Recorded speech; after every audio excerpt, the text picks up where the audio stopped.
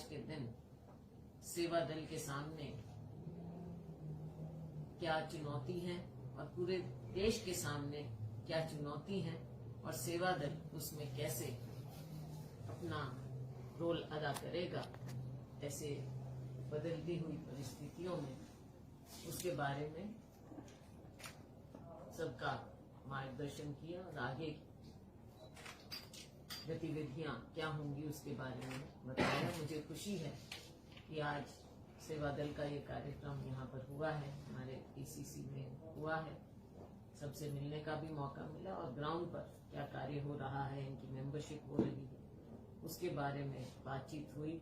और मैंने आग्रह किया है कि आने वाले समय में हम सेवा दल का एक दिवसीय ट्रेनिंग कैंप भी रखेंगे, जिसमें जहां सेवा दल की ट्रेनिंग भी होगी, साथ साथ मेन कांग्रेस के साथ मिलकर कैसे कार्य होगा और नीचे जमीन पर और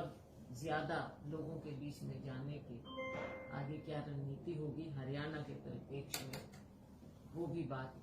हमने सामने रखी है। तो मैं आग्रह करूंगी सेवा दल के राष्ट्रीय अध्यक्ष लालजी भाई का कि वो आपसे अपने सेवा दल के बारे में विचार साझा करें।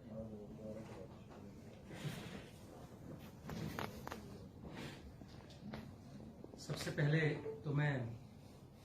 हमारी शैलजा जी का धन्यवाद करूंगा कि प्रदेश अध्यक्ष के नाते आज सेवा दल की यहाँ पे प्रदेश की बैठक यहाँ बुलाकर सभी कार्यकर्ताओं का प्रोत्साहन किया, उनका मार्गदर्शन किया।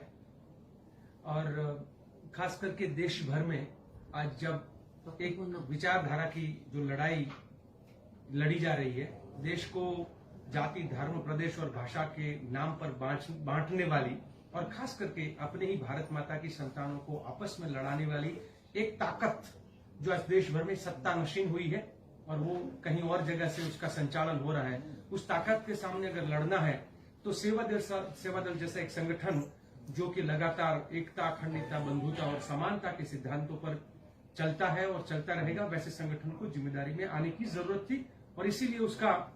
एक कायाकल्प करके महिलाओं का अलग विंग, युवाओं का अलग विंग है और उसी तरीके से जन सेवा के 6 अलग अलग पर्यावरण से लेकर शिक्षा से लेकर हर जनता की सेवा के लिए जो है उस संगठन को और हम लोग मजबूत कर रहे हैं। देश भर में प्रशिक्षण का कार्य जो है वो और तेजी से करके हम लोग कहते हैं कि एक संगठन है जो नागपुर में रहकर हर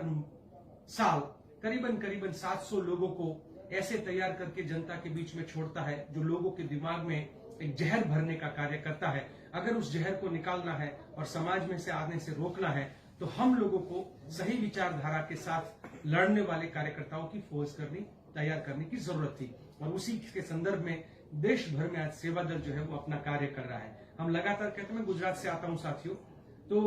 आज गुजरात से निकले हुए 2 लोग, उससे पहले गुजरात से निकले हुए 2 लोगों का नाम मिटाने में लगे हुए। गांधी और सरदार का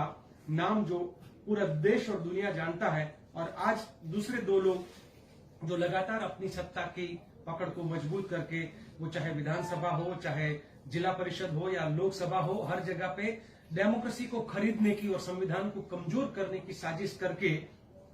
लगातार हम 2 हमारे 2 वाली जो सोच के साथ इस देश को लूटने का काम कर रहे हैं। तो अब सेवा दल वो नारे के साथ है कि हम 2 हमारे 2,